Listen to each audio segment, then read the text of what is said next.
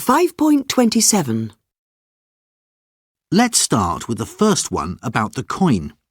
Many people think that a coin dropped from the top of the Empire State Building, for example, would be travelling so fast that if it hit a person on the ground, it would kill them. However, this just isn't true. Coins are not aerodynamic, and they are also relatively small and light, so although a person on the ground would certainly feel the impact, the coin wouldn't kill him. It wouldn't even hurt him very much. Number 2 is one of the most popular scientific myths, that we only use 10% of our brains. Perhaps this is because people would like to think that they could be much more intelligent if they were able to find a way to use the other 90%. In fact, neurologists haven't been able to find any area of our brains which isn't being used for something. Number 3. The Dark Side of the Moon? Well, that only exists as the title of a Pink Floyd album.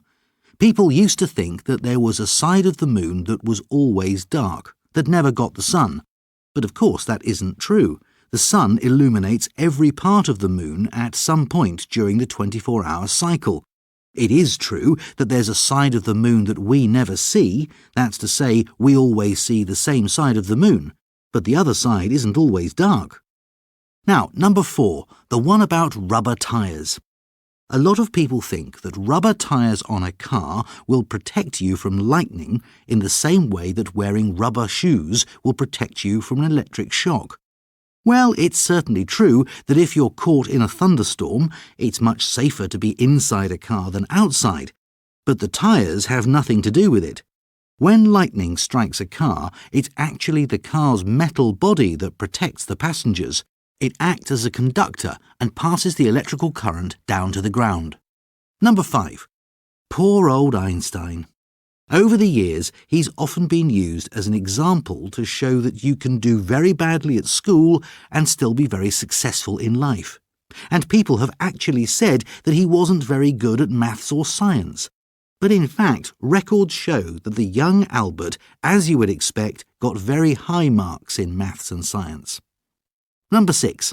Antibiotics don't kill viruses. No, they don't, and it's a waste of time taking them if you have a virus. Antibiotics help your body to kill bacteria, not viruses.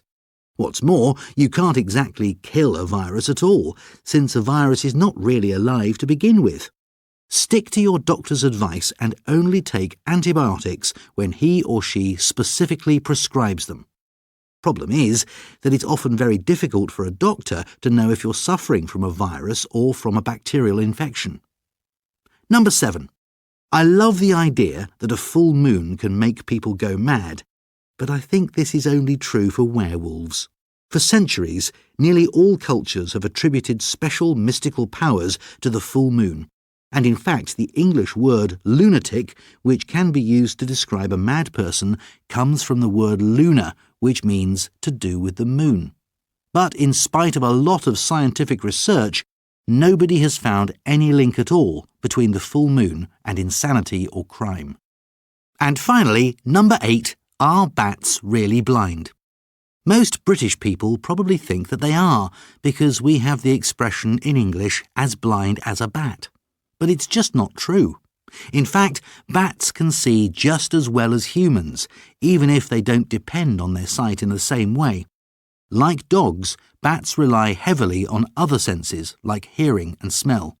They have a very advanced sound-based system called echolocation, which allows them to know where they are when they're flying at night. But they can certainly see.